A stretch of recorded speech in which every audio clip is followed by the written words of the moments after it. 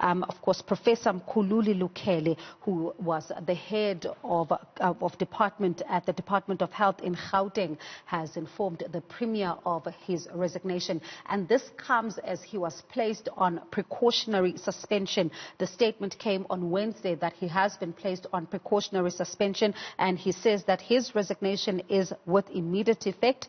And of course, the Deputy Director General as well as HR Corporate Services in the Department of Health, Andile Kwabeni, was also served with a letter of suspension yesterday, and that's on the 1st of October. And of course, the Premier has once again reiterated that, all those involved in COVID-19 corruption and malfeasance and are going to, whether or not they are public officials or public servants or even business people, are going to be brought to book. Certainly, another developing story tonight that, of course, is in fact, something that, is really going to be watched, quite closely. And indeed, I do understand that the Premier spokesperson, Vuyo Mhaga, is on the line to us tonight just to give us a sense of what exactly happened here.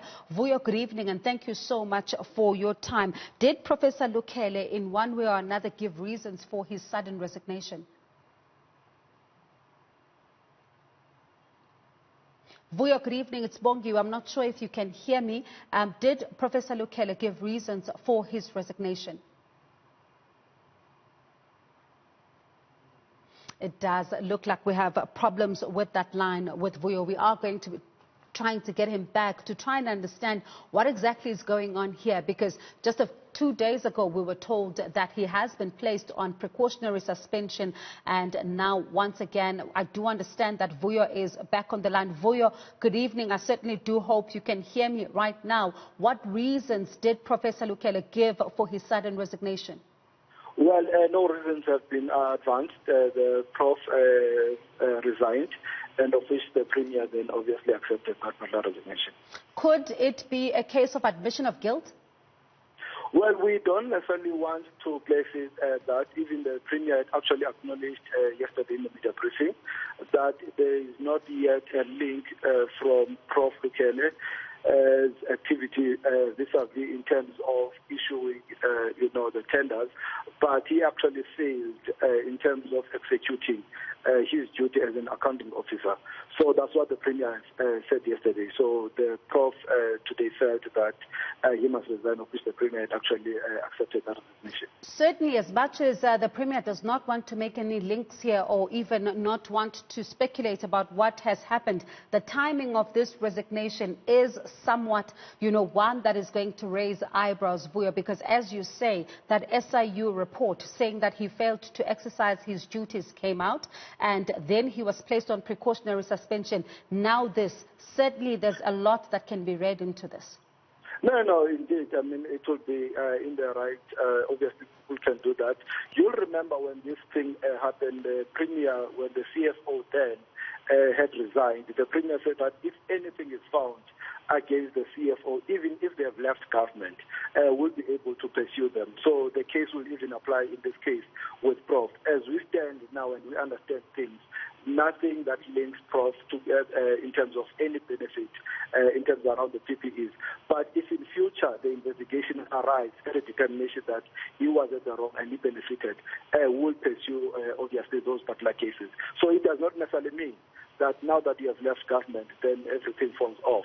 The investigation are proceeding, and as we have said, we will provide the residents of Gauteng up to date every step of the way. So if we arrive at a determination that there was something wrong that the Prof did beyond exercising his duty, the criminal or civil proceedings will obviously follow, as the promise by the Premier, even the time the CFO had resigned. Well, Vuyo, when you look at the implications of him not exercising his duties in the manner in which he was supposed to, the department, was also may have in fact found itself in a position where it incurred fruitless or wasteful expenditure.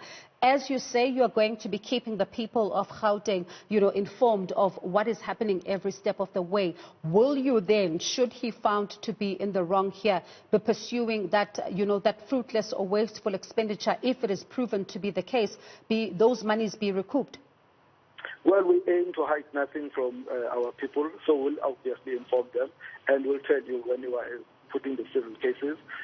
That's the stance that we have taken. We'll hide nothing from the residents of Gauteng. At the ultimate end, it is their taxpayer, and we must keep them informed of what is happening. And any developments around Andile Kwabeni? No, nothing from us. So yesterday he was on precautionary suspension, so nothing yet that was actually moved. So we take the story of yesterday. So finally, as a certainty to the people of Gauteng, the investigation continues. You are not pausing the investigation because he has resigned. You are still going to continue with this matter. Once again, is this something that you are committing to here on Newzroom Afrika? We'll always commit to the residents of Gauteng that there's nothing that will hide from them. We'll keep them informed every step of the way. That's the promise that the Premier has actually made to the residents of Gauteng, so that they are kept abreast on these developments. He has made that commitment his way back in June, and he has actually committed to that particular issue, as he has done yesterday, even today.